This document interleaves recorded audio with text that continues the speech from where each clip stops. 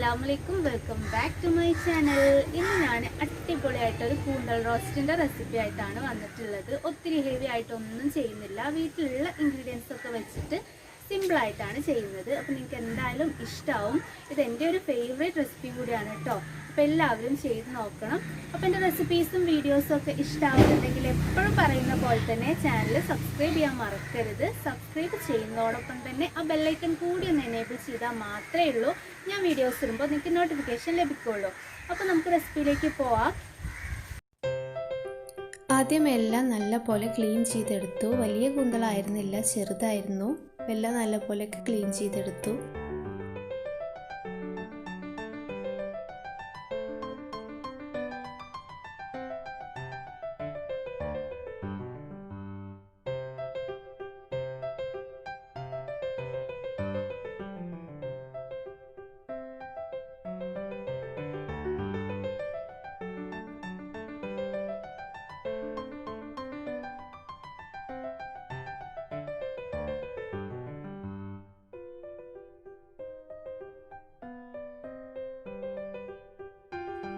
ഇപ്പോൾ ക്ലീനിങ് ഒക്കെ കഴിഞ്ഞതിന് ശേഷം നമ്മളിതുപോലെ സ്ക്വയറായിട്ടാണ് കട്ട് ചെയ്തെടുത്തിട്ടുള്ളത്. ചെറുതായിട്ട് കട്ട് ചെയ്തെടുത്തിട്ടുണ്ട്.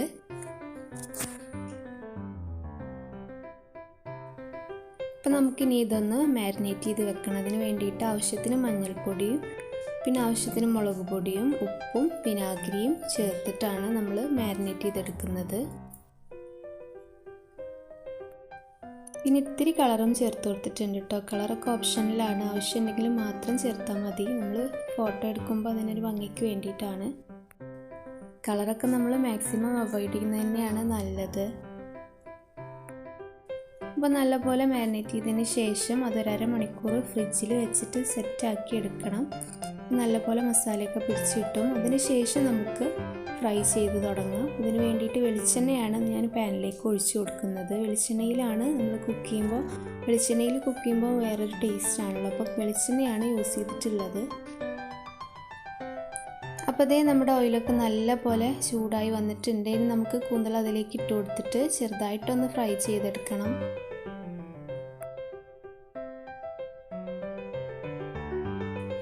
പിന്നെ നമ്മൾ കൂന്തൽ സാധാരണ നമ്മൾ ഫ്രൈ ചെയ്തൊക്കെ എടുത്താൽ അത് നമ്മളെടുക്കുന്നതിൻ്റെ പകുതിയായി പോവും, ചുരുങ്ങിപ്പോവും. അതുകൊണ്ട് ഒരു ട്രിപ്പിൽ തന്നെ ഞാൻ മൊത്തത്തിൽ ഇട്ട് കൊടുത്തിട്ടുണ്ട്.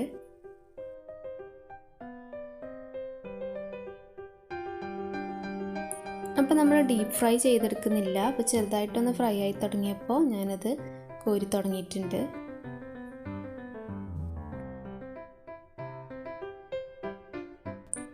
അപ്പോൾ അത് കോരി മാറ്റിയതിന് ശേഷം നമ്മൾ ഇതേ ഓയിലിലേക്ക് തന്നെ ഒരു 2-3 സവാള കട്ട് ചെയ്തിട്ട് കനം കുറച്ച് കട്ട് ചെയ്തത് ഇട്ട് കൊടുത്തിട്ട് നന്നായിട്ട് മൂപ്പിച്ചെടുക്കുകയാണ് ചെയ്യുന്നത്.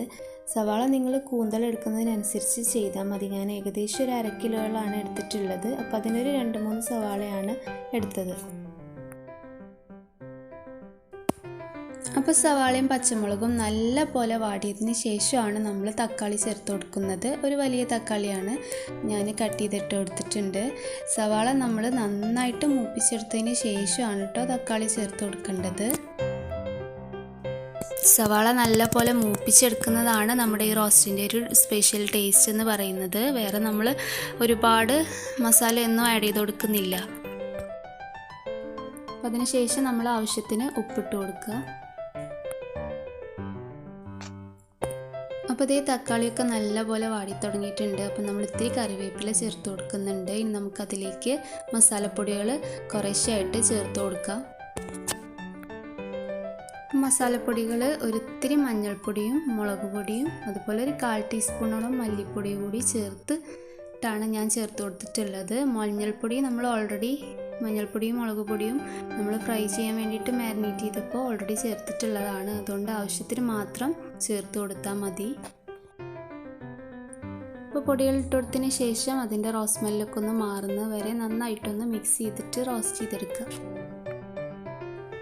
അപ്പോൾ എല്ലാം കൂടി നല്ല പോലെ ഒന്ന് റോസ്റ്റായി തുടങ്ങുമ്പോൾ നമുക്കതിലേക്ക് ലാസ്റ്റായിട്ട് ഇത്തിരി ലെമൺ ജ്യൂസും കൂടി ചേർത്ത് കൊടുക്കാം.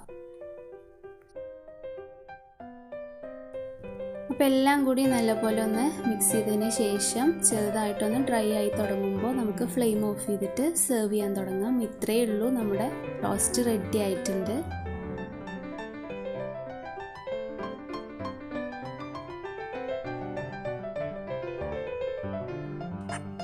അപ്പോഴത്തേ നമ്മുടെ കൂന്തൽ റോസ്റ്റ് റെഡി ആയിട്ടുണ്ട്. ഞാനൊരു പാത്രത്തിലേക്ക് മാറ്റിയിട്ടുണ്ട്.